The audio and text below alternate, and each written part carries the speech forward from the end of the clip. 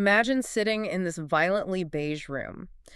You have been there for 6 hours. Oh, God. 6 hours. Right, 6 hours. And you are not allowed to look at your phone. You're not allowed to fall asleep. Which is impossible, honestly. Completely impossible. And every time you stand up to ask a question, this perfectly polite receptionist with just these totally dead eyes tells you, we'll be right with you. Please remain available. Remain available. That phrasing is a total nightmare. It really is. And if you leave that room, you basically forfeit the one singular dream you have spent your entire adult life chasing. Right. But if you stay in the room, you just slowly lose your grip on your own sanity. Exactly. I mean, welcome to Off the Record, everybody. Yes, welcome. You are listening to a very special installment of OTR Hot Reels. Our absolute favorite thing to do. It is. Which, if you're new to this deep dive format, this is our ongoing series where we take a magnifying glass to unproduced spec movie plots. Just scripts and treatments floating around the industry's ether, really. Yeah, exactly. We break down the mechanics, we analyze the thematic resonance, and, well, we decide if they're actually masterpieces waiting to happen. Or just another drop in the infinite bucket of Hollywood development hell. Which most of them are, let's be honest. But today, we are unpacking a speg plot that really serves as a masterclass in claustrophobic dread. It's called The Green Room. And just to be absolutely clear right up front, we are not talking about the punk rock neo-Nazi thriller. Right. No, completely different movie. Yeah, this is a purely psychological horror piece centered entirely around the modern nightmare of the waiting room. It is so bleak. It's razor sharp, honestly. And we're going to dissect exactly how it weaponizes human ambition against itself. But, okay, before we get into the suffocating fragility of the creative ego. As we do. As we do, yeah. We have to acknowledge the spread in front of us because, as always, we owe a debt to our show director, Ryan Thomas. Oh, yes. Thank you, Ryan. Ryan always curates a highly specific meal and drink pairing for every topic we cover on this show. He really goes all out. He does, and today, Ryan has provided us with some incredibly dense, almost unswallowable dry-aged steaks. Just aggressively chewy. Yeah, and to wash it down, what I believe is a massive pitcher of exceptionally strong mezcal Negronis. Yes. It's incredibly thoughtful, as always, Ryan. The dry, leathery texture of the steak perfectly mirrors the agonizing difficulty of digesting one's own failure, I guess. It really does. And the smokiness of the mezcal, it just really captures the burning ashes of a stalled career. Very clever. So clever. Really. Yeah. Perfectly composed, Ryan. I'm very grateful for this extremely aggressive 90-proof liquor you have handed us at this hour. I'm sipping it right now. I am sipping it now, and it is fine. Everything is completely fine. Totally fine. Let's actually look at our audience mail before the mezcal fully hits our bloodstreams. Good idea. So we received a message from a listener named Marcus Rowe. Marcus writes, Hi, Off the Record hosts. I was wondering what I should name my new puppy. He's a little asshole. Well, Marcus, first of all, congratulations on the puppy. Yes, congrats. And honestly, admitting that your dog is a little asshole is the critical first step toward establishing a healthy, codependent relationship with an animal. It really is the foundation. Right. So if we're looking at this analytically, you need a name that juxtapositionally highlights the terror he inflicts upon your household. Oh, I like where you're going with this. You don't name a feral, destructive dog Spike or Killer. No, that's way too on the nose. Exactly. You name an asshole dog something deeply bureaucratic and respectable to mask his chaotic nature. That is brilliant. You name him Arthur. Or like Mr. Henderson. Mr. Henderson, yes. Just imagine standing in your local park, right? Watching your dog completely terrorize a gentle golden retriever, and you have to scream at the top of your lungs, Mr. Henderson, stop that at once. It completely changes the dynamic. It does. It immediately absolves you of some of the guilt because the dog sounds like a middle management accountant who just lost his temper over a spreadsheet. I love that. I would also suggest the inspector. The inspector is strong. But Marcus, whatever you name him, we wish you luck. Good luck, Marcus. There is actually a really profound psychological link between what we just discussed and the script we are analyzing today. Oh, do tell. Well, we give dogs bureaucratic names to mask their wildness, right? Right. In human society, we use the mask of politeness to cover up our own feral panic. Oh, wow. That is, yeah. And that exact tension, the polite smiling mask covering up the feral desperation of an animal trapped in a cage, that is the beating heart of the Green Room. Okay, that is a phenomenal bridge into the material. Thank you, I try. Let's establish the premise for you, the listener, just so you understand the foundational architecture of this nightmare. Set the stage for them. So the story follows a 34-year-old aspiring actor named Eli Mercer. 34. Brutal age in Hollywood. Exactly. And Eli arrives at this nondescript office building for what he genuinely believes is the audition that will change the entire trajectory of his life. It's his big break. Right. He is escorted into a sterile, windowless waiting room by a production assistant. And then, well, he is just left there. For hours. For hours. Trapped in this holding area, while a documentary crew quietly films his psychological unraveling in real time. And what makes Eli Mercer's situation so agonizing isn't just the sheer duration of the wait. No, it's worse than that. It is the fact that he actually believes the documentary crew filming him is part of the process. Right. He thinks it's a behind-the-scenes thing. He genuinely thinks they're capturing his journey to stardom. And as the day stretches into night, the room itself begins to feel less like a mundane waiting area, you know? And much more like a targeted social experiment. Exactly. It is meticulously engineered to strip away his identity, his ambition, and just his fundamental self-worth. Which is brilliant from a production standpoint because it requires almost no budget to produce. Just a room and some actors. Right, which makes the writing paramount. The entire narrative hinges on the deep dive into Eli's character. Let's talk about Eli. So Eli is 34. And in the entertainment industry, 34 is a terrifying, critical juncture if you haven't, quote-unquote, made it. It really is the point of no return for a lot of people. Yeah.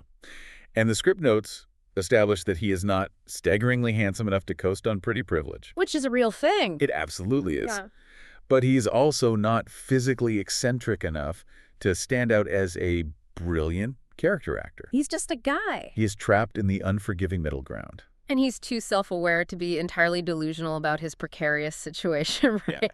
But he's far too insecure to actually quit the business. He lives entirely on the fumes of almost. The almost is what kills you. It is. The spec outlines that he has commercials that almost aired but got cut in post-production. Oh, devastating. He has television pilots that never got picked up by networks. He has supporting roles in indie films that are buried so deep on streaming platforms you practically need a search warrant to find them. Yep. And to survive this purgatory, he has endured over a decade of humiliating gig economy side jobs, accumulating mounting credit card debt, and just completely sacrificing any semblance of a meaningful personal life. Let's talk about the psychology of that almost, because that is where the true violence of this script lives. Okay, let's get into it. Why doesn't he just stop? I mean, really? You know what it makes me think of? The behavioral psychology behind a slot machine. Oh, like intermittent reinforcement. Exactly. B.F. Skinner's theory.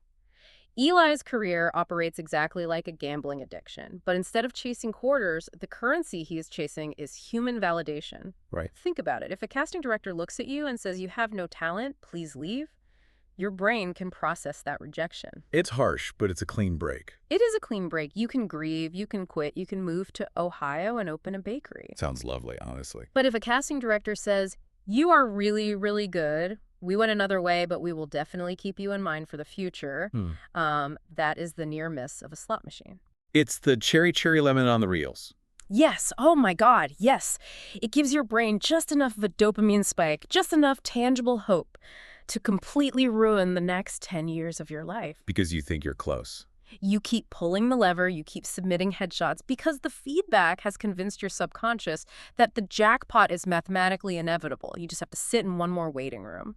And that intermittent reinforcement just destroys his autonomy. Completely. The script outlines a staggering blend of cinematic influences to convey this specific brand of anxiety, actually. It really pulls from some heavy hitters. It does. It operates on the intense, abusive ambition of Whiplash, but it merges it with the manufactured, inescapable surveillance paranoia of The Truman Show. Oh, that Truman Show aspect is huge. And it also explicitly layers in the complete terrifying loss of self-identity we see in Black Swan. Yes. And geographically, it relies on the suffocating, inescapable social claustrophobia of a film like Shiva Baby. So strapped. And you take all of that and you expand it into the overwhelming existential scale of Synecdoche, New York. Which is just a masterpiece of anxiety. And the spec Specifically notes the influence of early Safdie brothers films, too. Ah, the street-level stress. Exactly. That relentless, heart-palpitating stress where every single sound is just slightly too loud and the world is moving just a fraction too fast for your brain to process. Yeah. But it marries that chaotic anxiety with the clinical, deadpan corporate horror of Severance. That Severance influence is absolutely crucial to understanding the opening frame. We should definitely break down how this movie actually begins. We have to because it teaches the audience how to watch it. Right. So the film starts on a completely black screen. You are deprived of visual information, which immediately heightens your auditory processing. You hear the environment before you see it. Exactly. You hear the muffled, indistinct voices from down a hallway, the rhythmic, mechanical churning of a heavy-duty laser printer. It's just that chunk, chunk, chunk. Yeah. And this distant, polite, hollow laughter. Mhm. And underneath it all, the incessant brain-scraping 60 hertz hum of fluorescent lighting. Ugh, I can hear it in my head right now. And then the title card drops. The Green Room. Boom. And then we cut to a perfectly symmetrical, wide, documentary-style shot. We see Eli sitting alone on a beige couch in this waiting room. It's just looking so small. Right. And he looks up at the lens and smiles, this incredibly awkward, tight-lipped, eager-to-please smile. Oh, that smile. And an off-screen production assistant delivers a line of dialogue that will serve as the thesis statement for the entire nightmare. The PA says, just relax and be yourself. Just relax and be yourself. It sounds like such a throwaway line, but it is the ultimate paradox for a working actor. It really is. Your entire profession dictates that you are never yourself. Yeah. You are constantly modulating your voice, your posture, your micro-expressions to give the room what you think it wants. You're always performing. Always. And as the film progresses, that totally innocuous piece of advice mutates into something deeply, deeply sinister. Because who is Eli when he isn't performing? Does he even know anymore? Hang on. I'm so sorry to interrupt this brilliant flow, but Ryan is aggressively waving at us from behind the glass. What is he doing? What is it, Ryan? Oh, okay. Ryan is prompting us to do the vocal exercise. Are you kidding me now? Apparently, our enunciation is slipping after half a glass of mezcal. I am enunciating perfectly. Fine. We will indulge the director's little power trip. Always a profound pleasure to jump through your hoops, Ryan. Ready? Ready? 3, 2, 1. Liam Neeson's niece, Lisa Neeson, recently leased a really nice Nissan. Liam Neeson's niece, Lisa Neeson, recently leased a really nice Nissan. Perfect. Crisp, clear, and utterly ridiculous. But speaking of nice things, if you are enjoying this deep dive into the architecture of anxiety, please pause for a second and go to our YouTube channel. Yes, please do. The handle is @HamOTR. That is the official video home for Off the Record.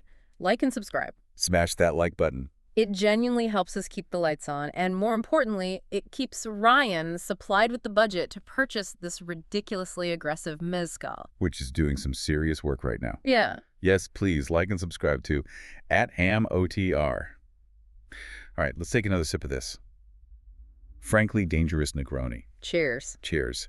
And let's push deeper into the environment of the room itself, because the waiting room is not just a setting, right? Right. It is an active antagonist in the narrative. God, that is a heavy pour. Okay. Phew. The waiting room. It burns on the way down. It really does. So the spec describes the architecture as deceptively mundane. It is the visual equivalent of white noise. Just aggressively boring. It has a bubbling water cooler, a stack of expired trade magazines, synthetic fake plants in the corners, this rigid beige couch, tightly woven industrial carpet, and a glowing red digital clock mounted high on the wall. It is the ultimate liminal space. Yes, liminal space. In architectural psychology, a liminal space is a place of transition. A hallway, an airport terminal, a waiting room. Somewhere you aren't supposed to stay. Exactly. The human brain is not designed to linger in these places. There are non-places, as the anthropologist Marc Augé would call them. Non-places, that's a great term. They are completely devoid of relational or historical identity. So by trapping Eli in a space designed to be forgotten, the film immediately begins starving his ego of any environmental anchor. Act 1 is basically entirely dedicated to the performance of patience. Performance is the perfect word for it. Eli is sitting there, and the physical toll of waiting starts to manifest. But he cannot show discomfort because he knows the documentary cameras are rolling. He has to look chill. He tries to broadcast the aura of a consummate professional. He subtly stretches his neck. He silently mouths the words to his sides. He laughs a little too hard at a joke a passing staff member makes, just desperate to prove that he is easygoing and, good to work with. He is performing calmness. Which is so exhausting. It's an incredibly draining emotional labor. But the documentary crew, the supposedly neutral observers, they start asking him questions from behind the camera. Oh, the questions are awful. And they are subtle, devastating, emotional landmines. They ask, how important is this audition to you?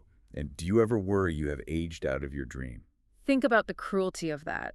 You are sitting there. Your heart is hammering against your ribs. Your checking account is overdrawn. You're just clinging to the edge. Oh, you haven't had a callback in 8 months. And someone shoves a wide-angle lens in your face and casually asks you to articulate your deepest, darkest existential dread on camera. It is emotional vivisection. It is. And the humiliation compounds rapidly because the room begins to fill with other actors. Right, the competition arrives. The script is very smart here. It doesn't just fill the room with random extras. Every single actor who walks through that door represents a very specific, highly targeted manifestation of Eli's deepest insecurities. It's true. It's like the casting department crawled inside his brain and manifested his sleep paralysis demons. Yes. There are the younger actors with perfect skin and zero desperation. There are the incredibly wealthy actors wearing watches that cost more than Eli's car. And then there is the actor who sits down next to Eli, pulls out his phone, and casually books a massive Marvel movie while he is just waiting for this audition. Oh, that scene. That is brutal. Oh, God. That hurts. Like, that actually aches in my chest. You know? I know, it's rough. You are sitting there, gripping your 5 pages of dialogue, silently praying to a god you don't believe in that you don't stumble over the word specifically, and the guy next to you is getting handed millions of dollars to stand in front of a green screen and wear a cape. And he doesn't even care. He barely even registers it. He just hangs up the phone and sighs. It's just so sad. Eli is trying so incredibly hard. He's doing the breathing exercises. He studied Meisner. Why does trying hard never actually correlate to success? It just makes you look desperate. The industry smells the try hard on you, and it completely repulses them. Oh, hey.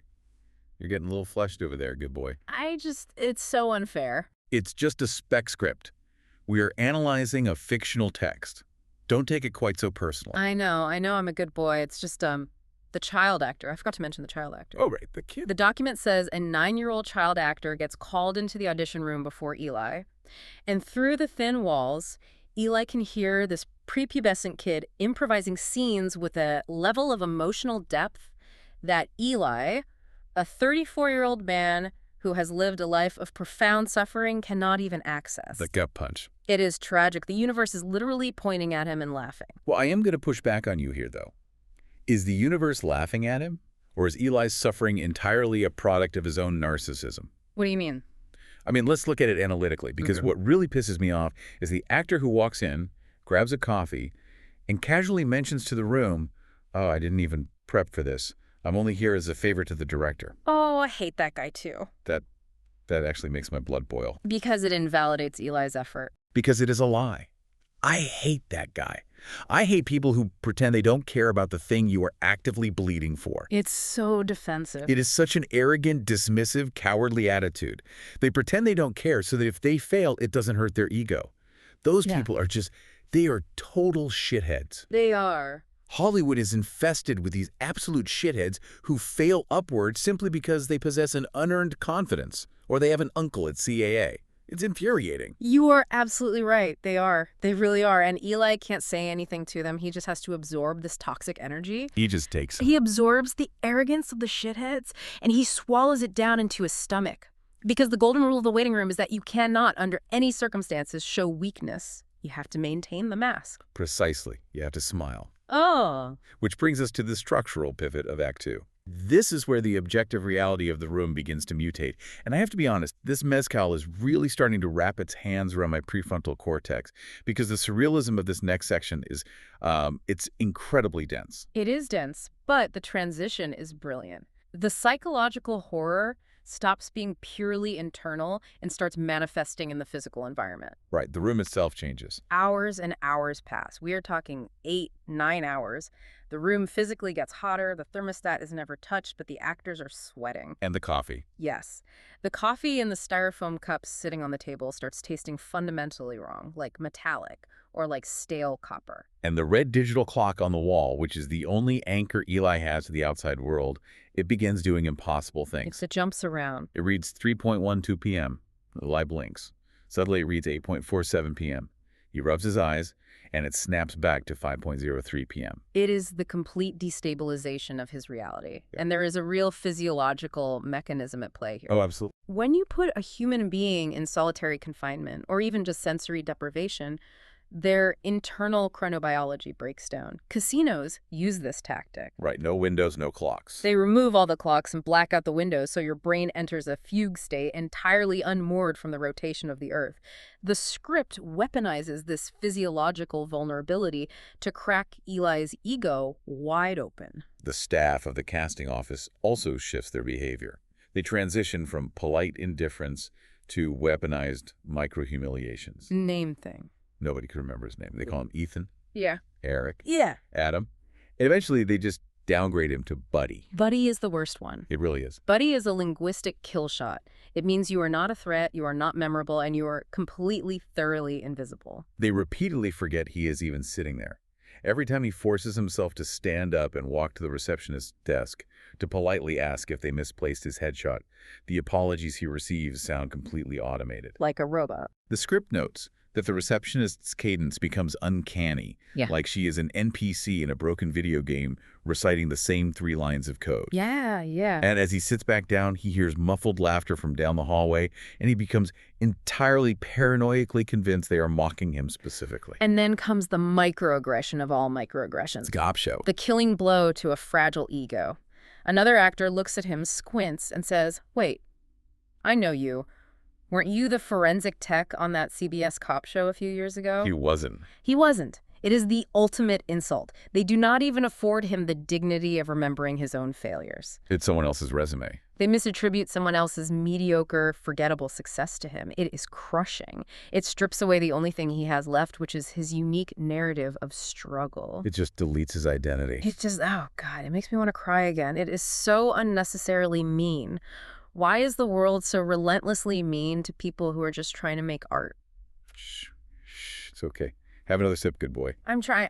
Let the mezcal smooth out the edges, because the narrative turns even darker here. Midway through the film, Eli is wandering around the empty desks while the receptionist is gone, and he finds a stack of release forms for the documentary crew. The release forms. Right. He looks closely at the paperwork, and his signature is already on them. The twist. The structural floor dropping out from beneath the audience. The cop show he thought he was auditioning for. It might not even exist. He is the project. This documentary crew has been systematically orchestrating and filming his mental deterioration this entire time. But the brilliance of the script is the ambiguity. It refuses to offer a clean explanation. You never really know for sure. Did he actually sign those forms in a blur of anxiety and just forget?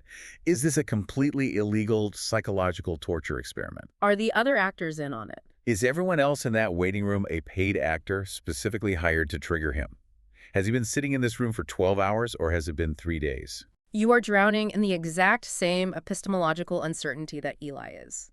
The paranoia is infectious, and that tension builds and builds until, the break. The break, yes. The break is a monumental achievement in screenwriting. Eli is sitting there, actively vibrating with repressed panic, completely losing his grip on his own mind. He's practically humming with anxiety. And the door to the audition room flies open. One of the younger, objectively less talented actors walks out, pumps his fist, and screams triumphantly to the room, "I got it." And Eli just snaps. The rubber band of his polite mask finally breaks. But the spec notes are incredibly specific about how this plays out. Yeah. It is not a cool theatrical Aaron Sorkin-style monologue of righteous cinematic rage. No, it's pathetic. It is a messy, deeply embarrassing, ugly, humiliating tantrum. His voice cracks. He stands up, trembling, and he screams at the top of his lungs at the dead-eyed receptionist. He screams, "I have been nice for 10 hours. That line, I am getting emotional just saying it out loud. I have been nice for 10 hours. It is the entire human condition boiled down into 8 words. It really hits a nerve. We are all just sitting in our own metaphorical waiting rooms. We are all just being polite, swallowing our righteous anger, smiling at authority figures who do not give a single shit about us, just hoping, praying. Yeah. that if we are nice enough for long enough, the universe will grant us a sliver of grace. Hey, take a breath. Being polite is a prison. It is a fucking prison. Yeah. We are all trapped in the beige waiting room. Oh, honey. Oh, my little slut, please don't cry. You are shaking. I just feel so bad for him. It's just a script. It's paper and ink. It's okay. We are safely in the recording booth. We aren't in the waiting room. I know I'm safe, but the receptionist's response, he screams his absolute soul out. He reveals the bleeding core of his humanity, and the receptionist doesn't even flinch. She doesn't care at all. She doesn't even look up from her computer monitor. She just types a key and flatly says, "Can you lower your voice, please?" It completely castrates his entire emotional breakthrough. It is devastating. It is devastating. It is a total fuck. That's what it is. It is an absolute, undeniable fuck of a situation. It really is a total fuck. You know what else is a total fuck? This mezcal. Oh, God. Ryan. Yay, Ryan. Why did you give us this? You sit back there behind the reinforced glass, typing under the laptop, acting like you are some sort of visionary auteur curating our intellectual misery. Just watching us fall apart. You're a shithead, Ryan. You really, truly are. You hate him so incredibly much. I do. I hate his perfectly coiffed, effortlessly styled hair. I hate that smug, condescending little smirk he gets when he slides a pitcher of liquor across the table that he knows is basically industrial solvent. It is very strong. But you know what? God. I look at him through that glass panel right now, and I just want to march in there and pin his shoulders to the mixing board. Okay. I just want to grab him by his stupid, perfectly ironed collar and completely, systematically ruin his life. I want him to experience a total lack of control. I think we're getting off topic. I'm talking a scenario involving a violently aggressive use of a cock and a cunt and absolutely zero apologies or aftercare. Whoa. Okay. Jesus. We are really off the rails now. The sexual tension in this room is suddenly suffocating. I'm just being honest. I am sweating. Wait, what was I saying? What were we talking about before we pivoted to Ryan's impending destruction? The script. We were maintaining an academic posture. We were analyzing the thematic resonance of the thing, the movie, Eli, the sad actor man who yelled. Right, yes. Thank you. Act 3. Act 3, the room changes. Let's focus. Okay, let me focus on my eyes. So the movie slips fully away from objective reality and plunges straight into nightmare logic. Complete nightmare logic. The physical geometry of the building stops obeying the laws of physics. It becomes non-Euclidean. The hallway outside the waiting room loops impossibly. Eli tries to escape. He walks down the corridor, turns 3 lefts, and somehow ends up stepping right back through the door he just left. It is the ultimate manifestation of his stalled career. Yes, exactly. He opens a door, clearly marked restroom, and it is just a tiny, claustrophobic storage closet full of damp mops. And the documentary crew, they completely dropped the facade. Stop hiding. They were just standing in the corners of the room, completely silent, staring at him through these massive, invasive camera lenses. And at one point, his panic peaks. He pushes through the main exit doors of the suite. He runs down the stairs. He bursts out the front doors of the building, takes a breath of fresh air on the street, turns around to look at the glass facade, and he opens the street-level door only to step directly back onto the industrial carpet of the exact same beige waiting room. It's an infinite loop. It is functionally inescapable. Yeah. And that red digital clock on the wall, it flickers and disappears entirely.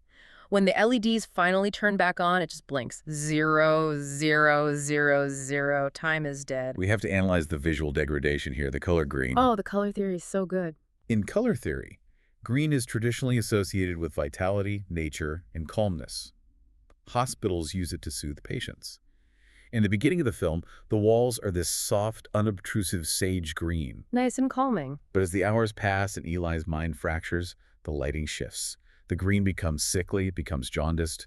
By the third act, it looks like bile. Bile. It is an oppressive, toxic, radioactive hue that makes the viewer physically nauseous. And the sound design, oh my God, the sound design is a masterclass in subjective audio. It really is. The ambient noises turn monstrous. The 60 hertz hum of the fluorescent lights pitches up into this sharp dental drill whine. That hurts just to think about. The office copier down the hall stops sounding like machinery and starts rhythmic thumping, like a massive, terrifying, hypertrophic heartbeat. And the water cooler. The water cooler is brilliant. What about the water cooler? The spec notes explicitly detail that the bubbling of the water cooler shifts from a standard liquid sound into something biological. It starts sounding like someone is actively choking. Like a wet, desperate, suffocating gag reflex. It's genius. It represents his respiratory panic. Okay, yes. Auditory hallucinations are a documented symptom of severe anxiety attacks and sensory deprivation. Right.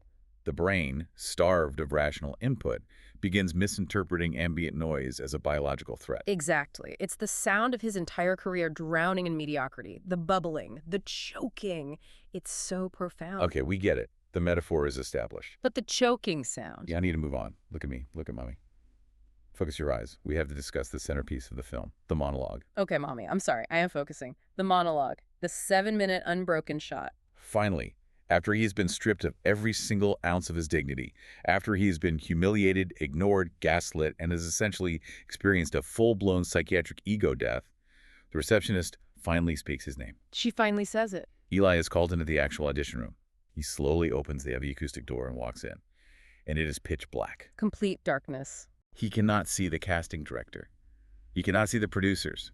He cannot see the camera. It is just a total consuming void. And a disembodied voice from the darkness simply says, "Whenever you're ready." Creepy.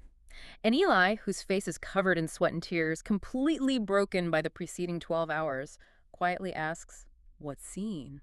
And the voice responds, "Any of it." Any of it. Yeah. That is a chilling line of dialogue. Because in that split second, the horrifying reality snaps into place for him. Everything makes sense. The audition was never for a CBS cop show. It wasn't for a commercial. It wasn't for a movie.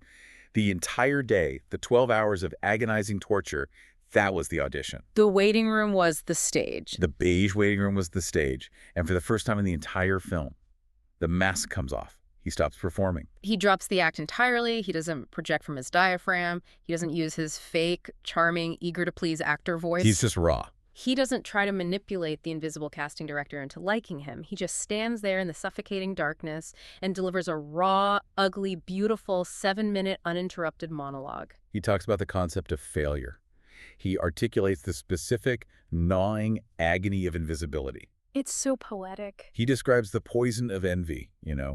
how it rots your soul to watch untalented people ascend while you are stuck at the bottom. Yes. He talks about the absolute degrading humiliation of wanting attention so desperately that you are willing to let an entire industry treat you like disposable garbage. He talks about the tragedy of sacrificing your entire life. Yeah. Your youth, your potential, your relationships, your financial stability. Sacrificing all of it upon the altar of an industry that literally metabolizes your insecurity for profit. It's just so sad. It is not a polished Aaron Sorkin cinematic speech. It is messy. He stammers. He wipes snot from his nose. It is just a raw human being bleeding out in the dark. Just 7 unbroken minutes. The camera pushes in on him for 7 unbroken minutes. And the absolute genius of it is, as an audience member, you don't even know if he's acting anymore. Is this his true, unvarnished self? Or is this just the ultimate transcendent performance of a broken man who finally understands the assignment? It is both. It is synthesis of truth and artifice. And it's incredible. Wait, hold on. Didn't we establish earlier that he wasn't actually a very good actor? Did we? I don't remember. I thought we said he was trapped in the middle. Almost good. Oh, well, maybe the trauma unlocked his genius. Or maybe he is terrible and this is just pathetic. I don't know anymore. The mezcal is really loud in my head right now. He really is. Honestly, though, I think I am a genius for understanding the nuance of this movie so well. We are doing such an unbelievably good job on this deep dive right now. We really are. This is our magnum opus, our intellectual peak. I feel so incredibly connected to you right now, bad boy. Oh, thanks. You are so smart when you cry about imaginary men having breakdowns in beige waiting rooms. Thank you, Daddy. I mean, Mommy. Whatever. You know what I mean. I love you too. What happens after the 7-minute monologue? My brain is buzzing. After he finishes spilling his guts into the void, there is just silence. Just dead silence. A long, agonizing silence. And then the voice in the dark politely says, "Thank you, Eli." Another agonizing pause. "We'll let you know." And smash cut to black. We'll let you know. The 3 most violently destructive words in the English language. It is the ultimate rejection. But let's look at the document's endings, because the spec script actually provides 3 wildly different options for how the movie concludes after that smash cut. Right, they couldn't decide. The writer couldn't commit, so they provided a menu. Right. Option 1 is titled Devastating. In this version we cut to weeks later. Eli is sitting alone in his cramped, depressing studio apartment. Classic indie film ending. He opens his laptop and sees a trailer trending online for a documentary film called The Green Room. It is a critically acclaimed, festival darling film about artistic desperation. His actual literal mental breakdown has been edited, color corrected, and turned into prestige entertainment for the masses. It is the ultimate critique of the surveillance state, Foucault's panopticon realized. Exactly. The final shot is Eli scrolling through internet comments about himself. Anonymous people are calling him brave and pathetic and so relatable and annoying. People are so mean. And as he starts quietly crying, he looks up at his ceiling and notices a tiny red blinking light hidden inside his smoke detector. The camera is still rolling. C2 to black. That is so unfathomably dark. It means the experiment never ended. Never. But then there is option 2, which is titled Existential Horror. In this one, after the monologue in the dark, Eli turns around, opens the heavy acoustic door to leave. And walks directly into another waiting room, completely identical to the first one. Yes, down to the expired magazines. Another actor sitting on the couch, nervously rehearsing lines. Eli doesn't scream. He just quietly walks over, takes a seat on the beige couch, folds his hands, and the cycle continues forever. That is very Albert Camus, the myth of Sisyphus. Pushing the rock up the hill, knowing it will roll back down. Very existential. But option 3 is my favorite. Option 3 is titled Satirical Masterpiece. Well, this one. The film's smash cuts from his emotional, soul-bearing collapse in the dark room directly into a hyperkinetic montage of award season campaigns. Glowing critic reviews flashing on screen, talk show hosts analyzing his bravery, and, most importantly, TikTok edits romanticizing his breakdown. Oh my God, yes. Vertical TikTok edits with lo-fi hip-hop beats playing over his sobbing snot-covered face. It's so real. I hate TikTok. I really, truly do. TikTok is a shit. It is just an absolute irredeemable shit. It's just an app. It takes genuine human suffering, compresses it into a 15-second vertical video, slaps a sped-up pop song under it, and commodifies trauma for children who have literally zero attention span. It makes me physically sick. I want to smash everyone's phone with a hammer. You are getting very angry again. Your face is entirely red. I am angry. Because the industry commodifies absolutely everything. Nothing is sacred. Just like Ryan. Oh boy, Ryan sits out there commodifying our very real, very tragic alcoholism for YouTube engagement. Oh, by the way, at HEMOTR on YouTube, like and subscribe so Ryan can buy another sweater. Seriously, go like and subscribe. But seriously, look at him. He's smiling. I want to rip his shirt off. I want to absolutely destroy him in ways that violate human resources policies. Okay, breathe. You are vibrating. Let's look at the thematic resonance. We need to reset the show. Reset the analysis right now. Come on. Put your academic hat back on for 2 more minutes. We can do this. Okay, fine. Thematically. Yeah. Thematically, The Green Room explores the inherent violence of being evaluated. Yes, very good. It dissects how modern creative industries transform human vulnerability into a consumable packaged product. In this system, performance becomes your entire identity. Right. Eli no longer knows when he is acting or when he's being genuine, and the terrifying tragedy is that the distinction no longer matters to the people watching him. The audience consumes it exactly the same way. See? That was so smart. You're so profoundly smart when you string big words together. I know I am. But also Ryan's forearms are looking incredibly vascular under those studio lights right now, and I cannot focus on existentialism. Oh my God. I'm sorry, I'm trying so hard to be an academic, but I'm just incredibly horny and dangerously angry at the same time. Oh, I am just incredibly sad. Because the overarching theme here, beyond the critique of Hollywood, is invisible male despair. Right, that theme. It is a surgical study of quiet, socially acceptable failure. Stalled ambition, emotional isolation. It is about the specific brand of self-loathing that you have to bury beneath a mask of absolute politeness so society doesn't deem you a threat. It's a heavy burden. It is the horror of waiting. The universal gut-wrenching nightmare that your life is being decided in another room, behind a closed door, by people who do not even care that you exist and you just have to sit on a beige couch and take it. It's so sad. Why is human existence so unbelievably sad? Oh, good boy. Shh. Come here. Give me your hand across the table. It's almost over. It's just so much pressure. We are at the end of the outline. Look at the paper. We just have to read the marketing materials. We just have to do the taglines and the poster concept, and then we can turn the microphones off. Okay. The taglines. They are really, really good taglines. Relax and be yourself. Everyone is waiting for something. You are now being considered. The audition never started. Please remain available. God, that one is so bleak. Please remain available. Just put your entire life, your hopes, your dreams, your family on hold forever, just in case we maybe need to use you for a commercial. And the poster concept is brilliant in its simplicity. A perfectly symmetrical wide shot of the beige waiting room.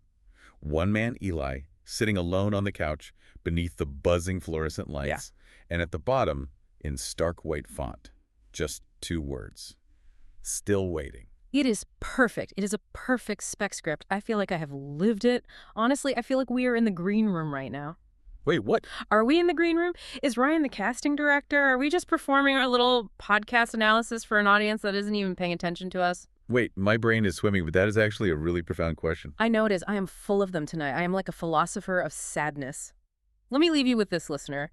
You, sitting out there, driving your car on a dark highway, or doing your laundry, or washing dishes, or whatever mundane liminal thing you were doing while you listened to our beautiful, slurring voices. Just listening to us ramble. Think about this. If our entire lives are just a series of auditions for people who aren't even paying attention, what happens when we finally stop performing for them? What happens when we refuse to sit in the waiting room anymore? Do we disappear entirely? Or do we finally become real? Oh my God. I am getting actual chills. We are so incredibly good at this. We are the best cultural commentators in the world. We really truly are. Even though I am dangerously intoxicated, I am seeing double and I can barely keep my heavy eyes open. Yeah, I am thoroughly exhausted. I feel like my soul has been scraped out. I feel like I have been crying for 6 uninterrupted hours. We need to sign off before I fall asleep on this dry-aged steak. Yes. Thank you for listening to Off the Record. Remember to go to YouTube and like and subscribe to @AMHellOTR. Watch us slowly and methodically destroy our livers in glorious high definition. Thank you, Marcus Rowe, for the puppy question. Name him Mr. Henderson. And thank you, Eli Mercer, wherever you are in the cinematic ether, for your invisible male despair. We see you, we love you, we validate you. Yeah, and Ryan Thomas. You just wait until the red recording light turns off, you absolute shithead. I'm going to do things to you that are going to require a monumental amount of HR paperwork. I'm going to ruin you. Okay, good night, everyone. Good night from the waiting room. Good night. Stop crying, good boy. It's over.